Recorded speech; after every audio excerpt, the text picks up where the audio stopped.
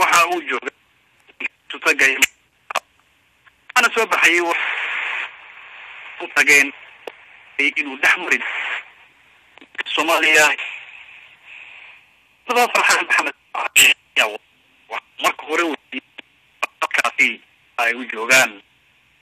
sababta aan halkan u nimid waqtigii balaadna ee madaxweynaha Soomaaliland hogaamiyay waxa ay ka dambeysay halkan Imaaraadka Carabta u nimid martiqaad rasmi ah oo aanu ka helnay hogaanka sare ee dalka Imaaraadka Carabta waxaana intii aanu halkan joognay aanu kulamo la yeelanay Sheekh Mohammed bin Zayed Al Nahyan iyo Sheekh Mansour bin Zayed Al Nahyan oo kamid ah madaxda ugu sareysa ee sultada Imaaraadka Carabta sababtuna waxay ahayd cilaaqaadka labada dal iyo mashaariic u badan xagga horumarka developmentka oo halkan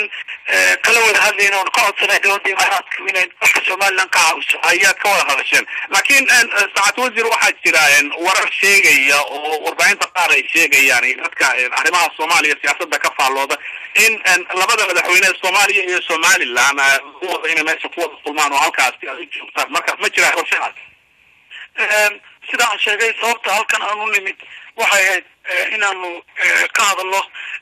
arrimaha xagga horumarka dhaqaalaha iyo caafimaadka iyo tacliinta iyo wadooyinka u badan balan aanu halkan ku lahayn madaxweynaha Soomaaliya ma jirto shir labada madaxweyne halkan ku balansanayeen ma jiro marka wararka sheegayay in halkan aanu nimid in aanu saarno madaxweynaha Soomaaliya oo warar aan jirin weey oo sallahayn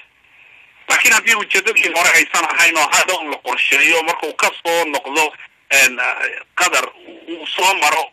diyaar waad u tiinana wada hadashaan waxaan ku sheegay farxaan oo booqashadii rasmiga ahayd halkan aanu nimid way noo dhamaatay madaxdii ugu sarreysay dalkana waan aragnay si wanaagsan way noo soo dhaweeyeen muraadkii aanu ka hayno waanu ka dhamaysanay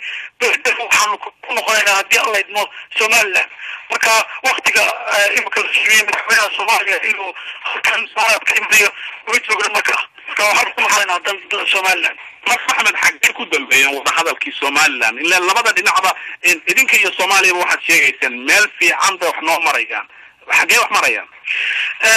wada hadalladii lagu baaqay inay dhaxmaraan Somaliland iyo Soomaaliya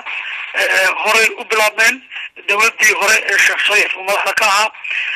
inta dawladdan cusub ay jirtay runtii nasiib darro weli ma suura gelin waayo dawladda cusub ee Soomaaliya waxay ku mashquulsanayd arrimo badan oo xasaasi ah oo iyada u gaara oo nabadgelyadu ka mid tahay iyo arrimo kale anagu si dhowr jeer baan ku celinay diyaar baan u nahay inaanu saarno waxaan ku sheegay imika inay socdaan qorshooyin lagu damacsan yahay in wada hadalladii mar labaad ay si wanaagsan u bilaabmaan diyaar baan u nahay laakiin shirkan Abu Dhabi arrinta uma naaman muxuu yahay markaan dhinac kale ka weydiiyo go'aankiina kama dambaysta ee shirka lagu wado London inuu ka dhaco bisha May soo socota arrinta madaxweynaha Jamhuuriyadda Soomaaliland baa si wanaagsan uga hadlay waxa aan aragnay shirkaasi imika socdaa inuu yahay shir khaas ah amuraha dawladda cusub ee Soomaaliya Muqdisho waxa nabadgelyada waliba u badan guul baan u rajaynaynaa waxa aan aad u jecelahay in labada dawladood ay is arkaan oo ay bilaabaan wada hadalladii lagu baaqay sanadkii hore aanu sii wadno sidaan ku sheegayna waxaan rajaynaynaa dhawaan wada hadalladaas inay bilaabmaan laakiin Somaliland u tahay inay ka qayb gasho wada hadallada maxaa ku jaban inaad kan London ka soo qayb gashaan marka aad ku diidaysaan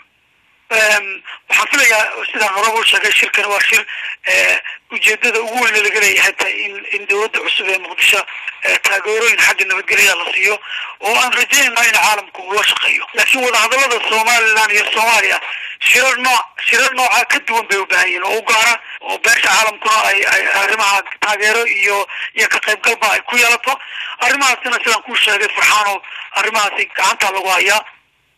kaasi